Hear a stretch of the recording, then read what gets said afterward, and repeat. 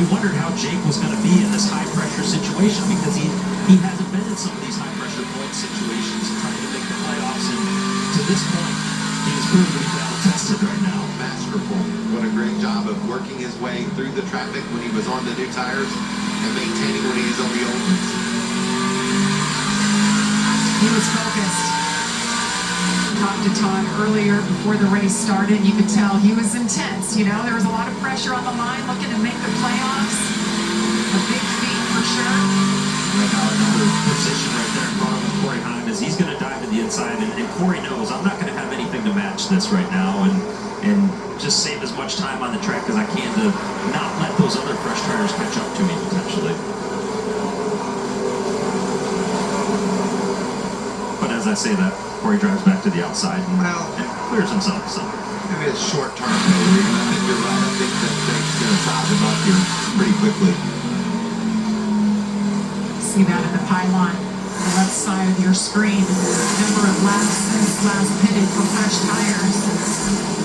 See that 60 laps by Corey Heim's impressive that he's able to hang in the second there. Maybe the adjustments they made help that truck. We'll see when he gets on the same type of tires.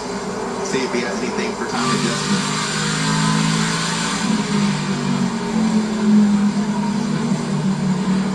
Jake Garcia just doing a great job tonight.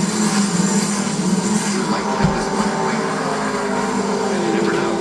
He is definitely working over the 11 of Corey Heim, and like this time he's going to get closer to maybe being able to complete this pass off by excellent church. Not quite yet, but another good corner in 3 and 4 that he can set sail to go try and chase his teammate down as he does complete it now finally.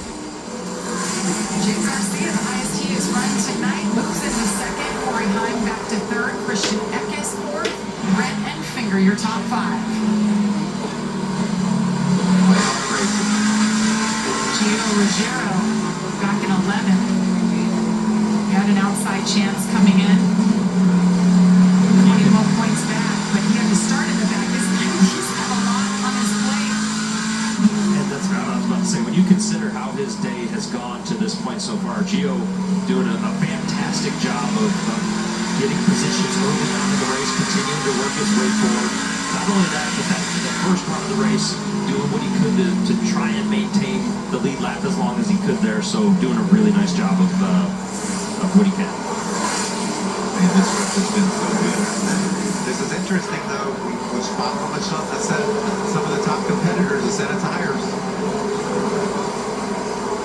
And a quick look at the lap times right now, and Ty Majeski had picked it up for a little while. Maybe had eased it back off a little bit. Appears to have picked it up again, but Jake Garcia is definitely rolling off some good laps. The last time by Jake Garcia, the fastest truck on the track. Ty Majeski, the second quickest. So interesting to see between these two as they try to plan ahead for the end of the race and see where their trucks are. Jake Garcia is in a very good truck right now. Final lap of stage number 2. Ty Majeski won stage 1. Really making a sweep here. Pick up stage win number 2. And he does it. Max points. 90 laps led tonight so far.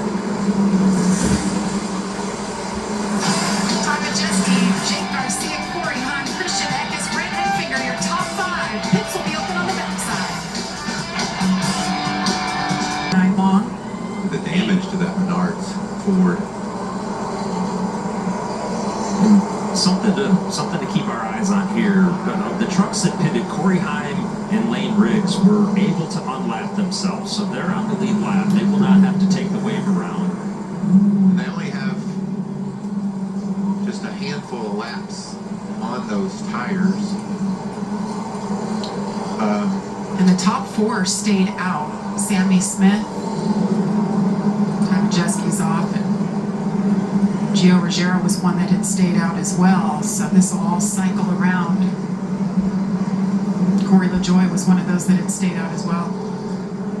Well, we know for a fact that Ty Majeski, after that spin, he's going to have to find his way to pit road and get tires on his truck. That's a guarantee right now. And after this all shakes out and resettles itself, then we've got to take a look at, okay, who's actually got tires left at this point, and what takes place now for the remainder of the race, because essentially the tires are going to be very similar once guys take the wave around. It's just a matter of when this field gets reset, where they all stack up at, and how they can play the remainder of the race. I'm just trying to get my brain around this, but it might not be that big of a setback for Tom Majeski, because he is now going to get to make his pit stop under the caution flag, get the fresh tires, have the best tires of the leaders. This doesn't seem to be all that big of a deal to me for Majeski. Am I missing something, Regan? No, not at this point. I agree with you on that, Michael. And I think the only way that it becomes a problem is, again, if there's a caution with 10 laps to go and he can't get tires.